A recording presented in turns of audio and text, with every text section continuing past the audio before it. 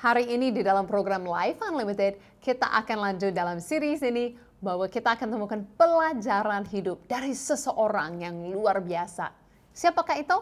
Mari kita temukan bersama di dalam program Life Unlimited.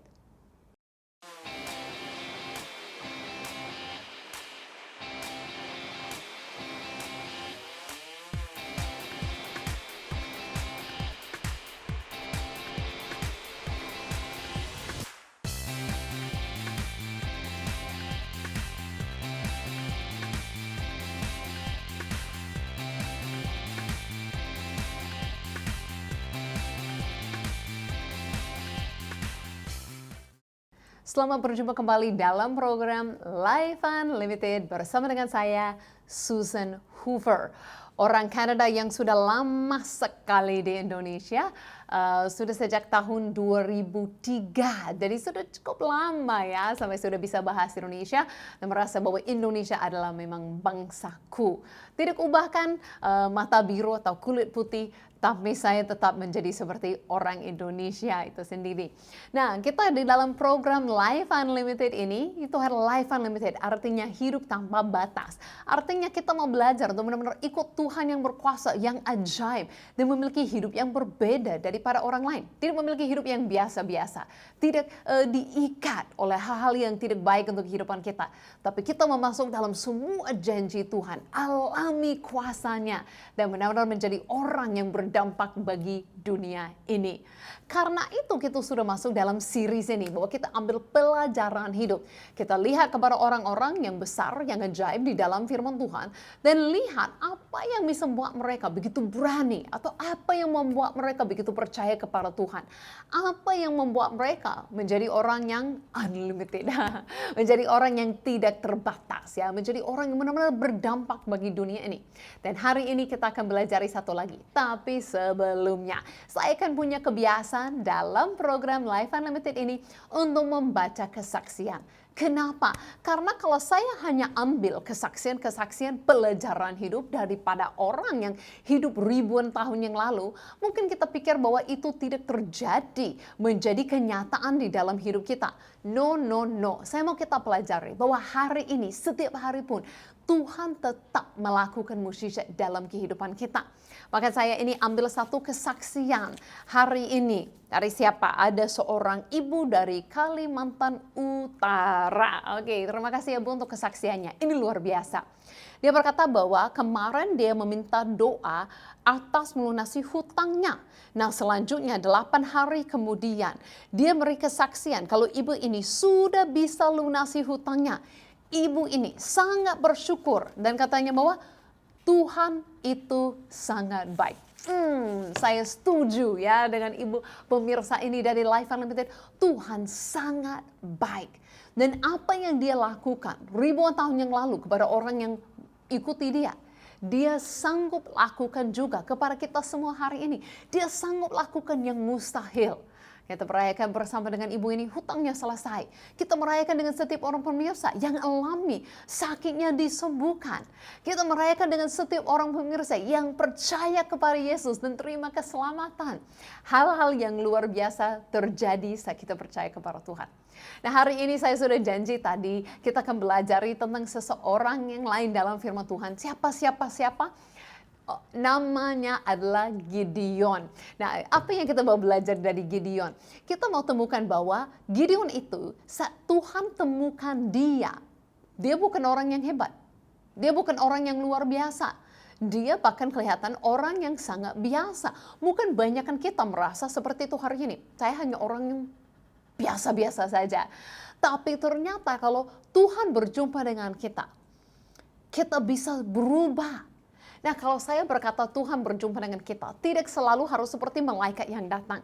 Tapi memang kadang-kadang dalam firman Tuhan, karena itu perjanjiannya berbeda dan Tuhan tidak seperti begitu dekat kepada semua manusia. Jadi pada waktu itu, kadang-kadang dia mengutus untuk seperti malaikat yang datang. Nah, ini lucu sekali. Kalau ada malaikat yang datang kepada siapapun, atau Tuhan pun datang kepada siapapun, sering sekali mereka semua takut. Mungkin mereka tidak tahu itu Tuhan, mereka sering Tuhan harus katakan jangan takut dan yang lain-lain. Kenapa? Karena memang kita manusia. Kadang-kadang kalau Tuhan datang, kita tidak asumsi yang baik. Asumsi bahwa Tuhan mau datang untuk memberkati kita, Tuhan mau datang itu untuk memakai hidup kita, Tuhan mau datang untuk lakukan sesuatu yang luar biasa. Sering kita takut bahwa Tuhan datang untuk hakimi kita. Nah, ini sesuatu yang harus kita ubahkan.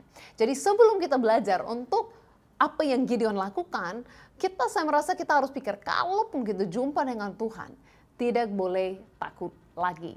Nah, karena itu saya mau kita saksikan dulu video klip yang singkat ini yang saya rekam dari tempat yang sangat spesial sekali. Mari ikuti saya ke Pulau Patmos. Waktu Rasul Yohanes diusir ke Pulau Patmos, dia dapatkan satu pewahyuan yang luar biasa dan dia tuliskan semua dalam kitab Wahyu yang kita bisa baca hari ini. Nah, banyak orang saat baca kitab Wahyu itu merasa takut. Tapi kalau saya lihatnya dalam pasal yang pertama, dalam kitab Wahyu itu sangat menarik sekali. Kita lihat pertama kali Rasul Yohanes lihat, memandang Yesus. Yesus mendekatinya dan berkata apa? Jangan takut. Soalnya Rasul Yohanes itu merasa takut sampai dia berkata dia tersungkur di hadapan Yesus sama seperti orang mati. Nah, tapi Yesus mendekatinya, taruh tangan kanan di atasnya dan berkata, jangan takut.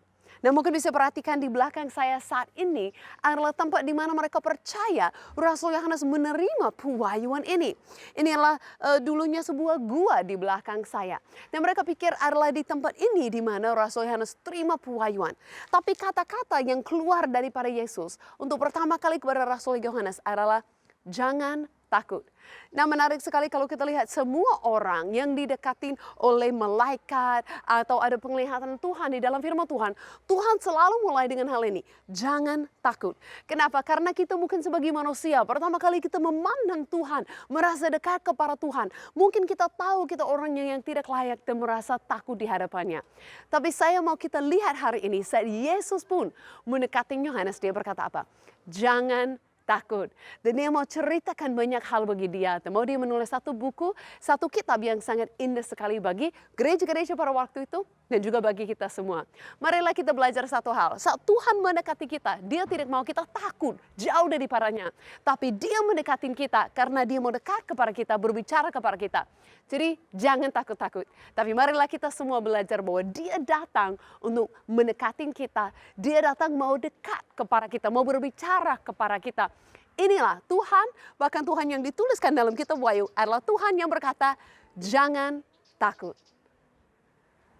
Intinya apa dari video klip ini? Intinya adalah jangan takut. Tuhan sendiri harus katakan jangan takut. Dan saya harap semua kalau kita akan lihat dalam firman Tuhan, jumpa dengan Tuhan, dipanggil oleh Tuhan. Satu hal yang saya mau kita pelajari adalah jangan takut. Mereka semua jumpa Tuhan dengan ketakutan yang berbeda-beda. Kadang-kadang takut dengan Tuhan, takut dihakimi Tuhan. Kadang-kadang takut dengan kelemahannya sendiri, takut dengan banyak hal. Nah, mereka respon sama seperti kita semua. Kalau ada pemirsa yang setia pasti tahu kemarin kita bahas tentang Musa. Saat Tuhan memanggil Musa, Musa banyak sekali pertanyaan, banyak sekali alasan untuk kenapa dia tidak layak dipakai Tuhan. Tapi Tuhan tidak menerima alasannya. Tuhan tidak terima itu. Kenapa? Karena Tuhan katakan terus bahwa dia yang menyertai. Agak mirip-mirip si Gideon ini. Nah, ini sangat menarik kalau kita masuk dalam kisah si Gideon.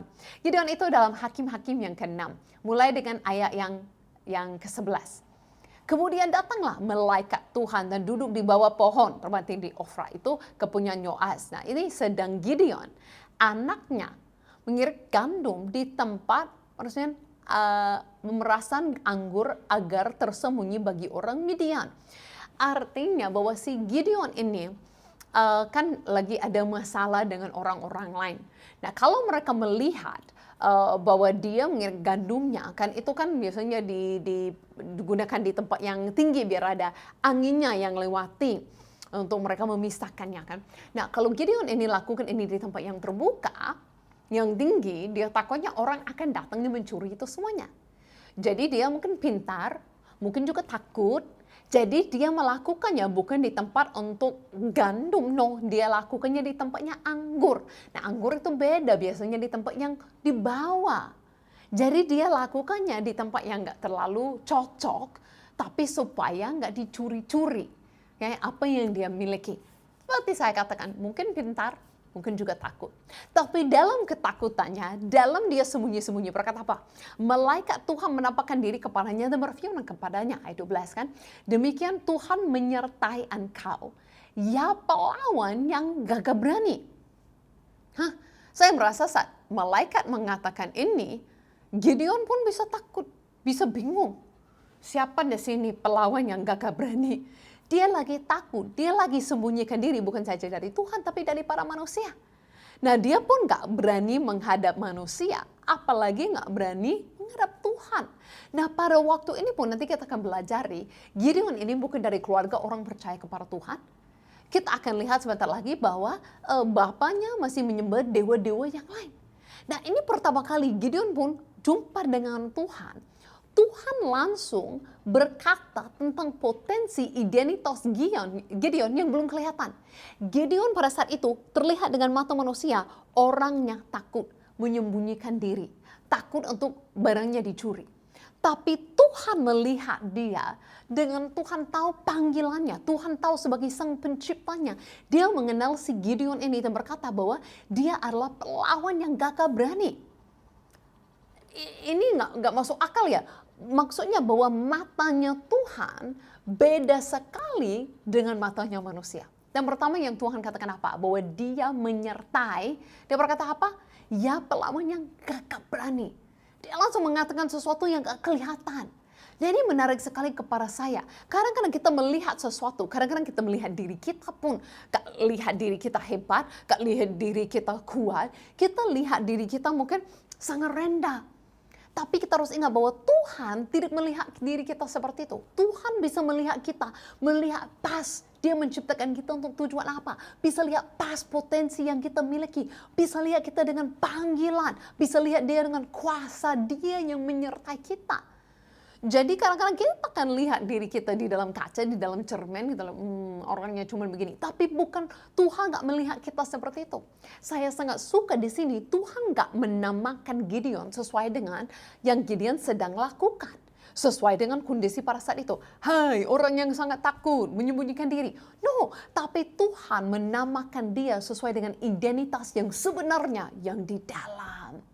Wow, itu luar biasa. Hanya Tuhan yang bisa tahu itu. Nah contohnya saya kadang-kadang di rumah temukan banyak hal suami saya miliki yang saya nggak ngerti tujuannya apa. Kemarin saya lihat ini, saya pikir ini bolpen, ini spidol yang biasa. Saya kalau mau ambil ini spidol ya, tapi gimana gunanya? Kok nggak biasa ya apa nih? Terus suami saya ceritakan, ini bukan spidol, ini bukan bolpen. Ini apa? Ini kalau nyalain ini kan, nggak kelihatan nggak ya? Ini kan ada lampu, nggak kelihatan lampunya di sini. Ini kan ada lampu yang biru keluar. Untuk ini kan mengeringkan hal-hal yang dia perbaiki. Jadi dia bilang, oh kalau saya perbaiki seperti ini, saya kan ini ada lampunya keluar yang akan mengeringkan itu. Ini kan pakai namanya infrared. Hah, dia ngomongnya nih. Nah hanya dia yang bisa ngerti ini untuk apa.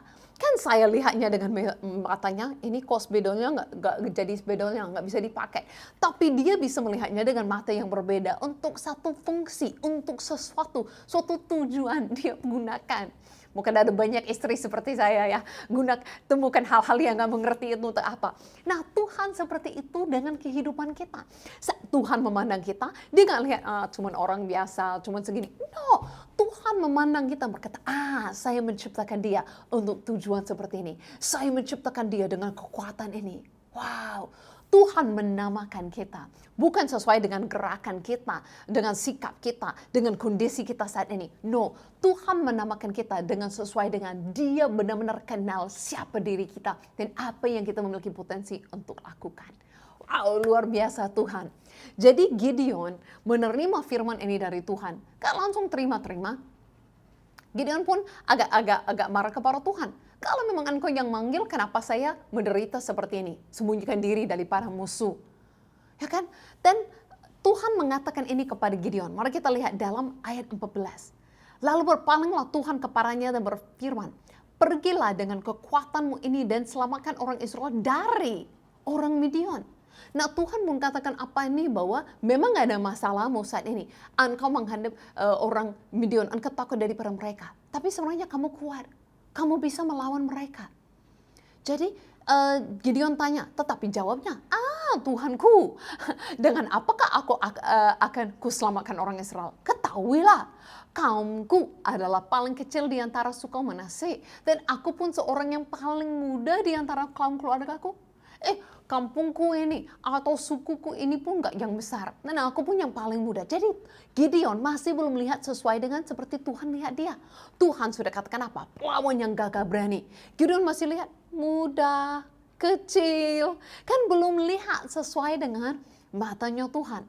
Makanya ini yang penting kita harus lihat ya. Bahwa Tuhan gak memandang kita sama dengan mata kita. Syukurlah Tuhan lihat kita dengan orang yang dia paling cintai. Dengan orang yang luar biasa. Tuhan memandang kita berbeda. Sangat penting kita lihat di kisah Gideon ini. Tuhan mengenal identitasnya Gideon. Sekalipun Gideon belum temukannya. Dan Tuhan memanggil, saat Tuhan memanggil, Gideon banyak seperti lawan, bertanya, memandang diri. Sampai pun Gideon berkata seperti ini, kenapa harus seperti ini, dia mau coba-coba Tuhan, dia mau terima tanda-tanda dari para Tuhan, aku perlu ininya. Tapi Tuhan berfirman, apa ini? Ayat 16, berfirmanlah Tuhan kepadanya, tetapi akulah yang menyertai engkau. Wow, aku ini menyertai engkau. Selalu, siapapun yang dipanggil Tuhan, yang banyak pertanyaan lah, yang banyak merendahkan diri lah, yang banyak merasa gak bisa alasan lah, Tuhan selalu kembali lagi kata kenapa? Aku menyertai. Itu yang akan membuat Gideon ini untuk berhasil. Karena Tuhan menyertai. Nah, Gideon ini minta banyak tanda-tanda. Saya mau katakan kepada kita hari ini, kita tidak perlu banyak tanda-tanda. Karena Gideon pun ini menerima seperti malaikat daripada Tuhan. Sesuatu yang di luar. Jadi dia pun minta tanda-tanda di luar. Tuhan pun kasih tanda-tanda, kadang-kadang dia masih minta tanda-tanda lagi. Nah, jangan kita seperti itu. Kadang-kadang bahaya meminta tanda-tanda yang terjadi. Yang paling penting kalau kita mau dipimpin Tuhan, hari ini sebagai orang dalam perjanjian baru, kita bukan lagi seperti Gideon. Jangan tunggu-tunggu malaikat datang ya, oke? Saya belum pernah terima malaikat datang. Okay? Yang terpenting kita hari ini, karena Yesus sudah datang, memberi keselamatan bagi kita. Tuhan sudah bisa dekat kepada kita. Nah, Yesus sudah mati bagi kita. Yesus sudah bangkit naik ke surga dan mengutus Roh-Nya datang. Siapapun yang percaya kepada Yesus menerima hadiratnya dalam kehidupannya dan punya hubungan yang begitu intim dekat kepada Tuhan. Tidak perlu malaikat sesuatu besar datang. No, karena sudah begitu mengenal sampai suara kecil di dalam hati kita bisa responi. Itu lebih luar biasa. Saya bersyukur untuk saya sudah menikah dengan suami saya 6 tahun sekarang. Nah, saya bersyukur karena begitu mengenal suami saya, dia tidak perlu seperti harus buat sesuatu yang besar, suaranya besar untuk saya mengerti. Kadang-kadang cuma lihat aja, sudah tahu. Nah, itu kita dengan Tuhan. Jangan harus ada malaikat. Itu artinya seperti Gideon, gak kenal. Semakin kita mengenal dengan Tuhan, semakin gak perlu seperti itu. Semakin suara kecil di dalam hati, kita bisa ikuti. Nah, itu orang dalam perjanjian baru. Sudah punya perjanjian, sudah punya hubungan lebih dekat kepada Gideon. Jangan iri hati dengan Gideon, harus ada malaikat datang. No. Gideon lebih iri hati dengan kita. Yang sudah punya hubungan begitu dekat kepada Tuhan, tidak perlu malaikat datang. Kita menerima pimpinan Tuhan di dalam hati. Damai sejahtera. Kita tahu apa yang benar dan apa yang tidak. Tanpa selalu harus cari tanda-tanda di luar. Oke, itu bukan semuanya untuk kita hari ini. Kadang-kadang itu bisa terjadi. Kadang-kadang Tuhan menjawab doa kita. Tapi hati-hati untuk kenapa? Karena manusia bisa salah baca tanda. Bisa minta tanda dari Tuhan, sesuatu terjadi bukan dari Tuhan, kita bisa pikir itu tanda. Makanya bukan Tuhan yang pernah salah, no, tapi manusia yang bisa salah baca. Nah, kalau kita kembali lagi kepada kisahnya Gideon. Jadi apa yang ada? Tuhan kasih identitas yang baru kepada Gideon. Gideon memang banyak pertanyaan, tapi Tuhan tetap berfirman tentang identitasnya. Dan Tuhan jawab semua tandanya. Yang menarik kepada saya, pada waktu itu, pada hari itu juga, Tuhan langsung mulai dengan Gideon lakukan sesuatu yang sungguh berani. Berkata pada malam itu juga, Pada malam itu juga, pada saat itu, hari itu, belum Gideon ikut Tuhan 10 tahun, pada malam itu juga ayat 25. Tuhan berfirman kepadanya, ambillah seekor jemur jantan, kepunyaan ayahmu, yakni lembu jantan itu yang kedua, berumur 7 tahun. Nah, runtuhkanlah mezbah Baal, kepunyaan ayahmu, dan teman tiang berhala di dekatnya. Ini minta apa? Runtuhkan, hancurkan. Ini kan dewa mezbah Baal yang disembah ayahnya, dan juga tiang-tiang berhala. Ini langkah yang sangat besar. Pada malam itu juga, dan Gideon lakukan. Wow, kita pun sering pikir Gideon itu ketakutan, Gideon itu seperti orang lemah. Tapi saat Tuhan berkata, pelawan yang gagah berani, Tuhan tahu apa yang Gideon sanggup lakukan kalau Tuhan menyertai. Sebelum Tuhan menyertai, Gideon bukan siapa-siapa. Tapi setelah Tuhan menyertai, dia tahu Tuhan yang benar. Dia siap untuk lawan yang enggak. Nah, besoknya semua orang maupun cari dia, mau hakimi dia, apa yang ayahnya katakan? Ayahnya pasti sangat marah dengan anaknya, ketahuan itu anak yang melakukan. Tapi dia katakan ini, kalau Baal, kalau berhala ini, kalau yang saya menyembah ini, kalau itu berkuasa, biar itu berurusan dengan dia. Betul kan? Nah, ternyata Gideon nggak terima apa-apa karena Baal itu nggak ada apa-apanya kuasanya. Gideon sudah temukan Tuhan yang benar. Itu yang menyertai dia. Nah, kisah ini lanjut dengan begitu menarik. Mungkin ada yang tahu apa yang buat Gideon itu berhasil. Bukan karena kaumnya paling hebat, dia pun katakan yang paling kecil, dia pun yang paling muda menjadi pemimpin. Apa yang buat dia berhasil bukan sekali banyak orang mengikuti dia. Bahkan Tuhan membuat tentara atau orang yang ikut sama Gideon makin kecil. Hakim-Hakim 7 ayat yang kedua berkata, berfirmanlah Tuhan kepada Gideon, terlalu banyak rakyat yang bersama-sama dengan engkau, itu daripada yang kuhendaki untuk menyerahkan orang Midian ke dalam tangan mereka. Jangan-jangan orang Israel memegahkan diri di hadap aku, sama berkata, tanganku sendiri yang menyelamatkan aku. Jadi dia berkata karena itu, kurangi, sampai cuma jadi 300 orang melawan. Ribuan orang dilawan oleh 300 orang. Kenapa? Karena Tuhan katakan ini. Dari awal Gideon katakan, aku yang paling muda, dari kelompok yang kecil. Gak apa-apa, yang penting tahu Tuhan menyertai. Jangan-jangan karena banyak orang merasa hebat, sanggup. No, selalu karena Tuhan menyertai. Nah, Gideon sekali lagi rasa lemah, mungkin gak sanggup, gak bisa. Apa yang Tuhan katakan? Gideon, beranilah, pergilah ke dalam kelompok musuhmu itu. Dekatilah tenda, dengar mereka cerita-cerita. Dan dalam tenda mereka ceritakan apa? Gideon itu hebat. Wah, dia dengar dari orang lain, dia jadi berani. Dan Tuhan memang berkarya dengan luar biasa. Kasih kepintaran, hikmat kepada Gideon. Dengan hanya suara besar, orang semua lari. Dan dengan hanya 300 orang mereka menang. Nah, ini semua saya ajarin untuk kita apa? Bahwa Gideon merasa dia hanya orang biasa. Tapi Tuhan memandang dia dengan mata yang benar. Tuhan yang mengenal dia. Jadi Tuhan pun yang tahu untuk pakai hidupnya dengan luar biasa. Kita harus lebih percaya Tuhan yang tahu. Jangan kita selalu hanya ikuti kondisi dan cara memandang diri. Karena itu dapat bohong, itu tidak benar. Tapi Tuhan yang mengenal kita. Begitu mengasihi kita. Karena itu mari kita masuk dalam satu lagu. Engkau Tuhan yang setia oleh New Power Worship. Kau segalanya bagiku, Tuhan dan Rajaku, kasih sayang-Mu melimpah di dalam hidupku, salib-Mu tebusku, bebaskanku, sembuhkan aku, ku percaya mujizat-Mu, ku alami sekarang ini, anugerah-Mu bagiku.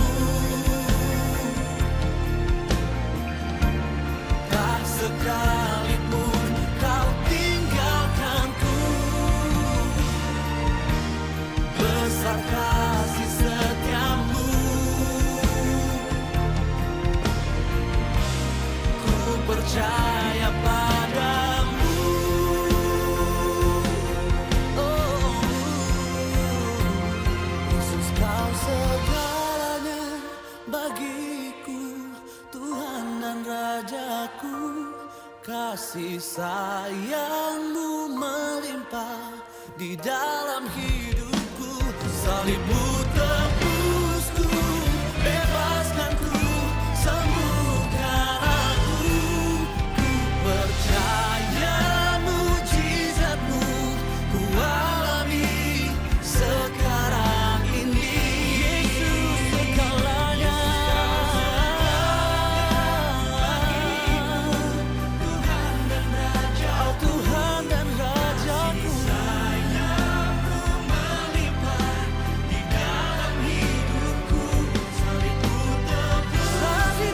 tebusku, ku percaya mujizatmu ku alami.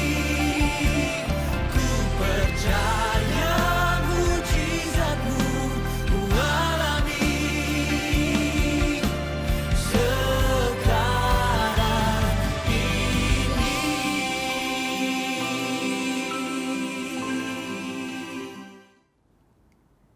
Amin. Tuhan yang luar biasa, Tuhan yang setia. Kita dapat percaya kepada Tuhan. Bukan karena kekuatan kita, kesanggupan kita. Semuanya karena Yesus, salibnya yang berkuasa bagi kita. Tuhan dapat lakukan mujizat bagi kita. Nah, sama seperti Gideon, dia nggak dapat percaya kepada dirinya, kepada banyak orang yang sama dia. Tuhan pakai cara berbeda supaya benar-benar ketahuan itu Tuhan yang lakukan. Sama untuk kita hari ini. Dan apa doa saya untuk pemirsa dan saya hari ini? Dari Efesus 1, berdoa seperti ini. Dan supaya dia menjadikan mata hatimu terang, agar kamu mengerti pengharapan apakah yang terkandung dalam panggilannya. Betapa kayanya kemuliaannya bagi yang ditentukan bagi orang-orang kudus. Dan betapa hebat kuasanya bagi kita yang percaya, sesuai dengan kekuatan kuasanya. Apa doa ini? Doa ini adalah biar mata hati kita terang, kita mengerti cara Tuhan memandang kita. Kita adalah orang kudus, kita adalah orang yang dipanggil, kita adalah orang yang punya kuasa Tuhan yang hebat. Jangan merasa lagi kita bukan, kita seperti orang lemah, gak ada apa-apanya, gak bisa lakukan apa-apa bagi Tuhan. No, biar kita berdoa, biar kita memandang diri sesuai seperti Tuhan memandang kita. Dan saya percaya dengan itu, kita akan seperti Gideon, bangkit untuk identitas baru kita, bangkit jadi orang berani, bangkit lakukan pekarya besar bersama dengan Tuhan. Mari kita berdoa. Tuhan, saya berdoa doa ini dari Efesus 1 di atas setiap orang pemirsa hari ini. Biar matanya, hatinya terbuka melihat, terang melihat Engkau mengasihi mereka. Mereka punya identitas baru di dalam Engkau. Kuasa-Mu menyertai mereka. Mereka suruh dikuduskan oleh Engkau. Mereka dipanggil oleh Engkau. Biar mereka mengerti mereka orang yang hebat bersama dengan-Mu. Biar mereka bangkit berani seperti Gideon. Lakukan hal besar bersama dengan-Mu. Bukan karena kekuatan kami, semuanya karena kekuatan-Mu dan semua kemuliaan kembali kepada-Mu. Terima kasih Tuhan Yesus, di dalam nama-Mu. Amin. Sampai jumpa lagi minggu depan.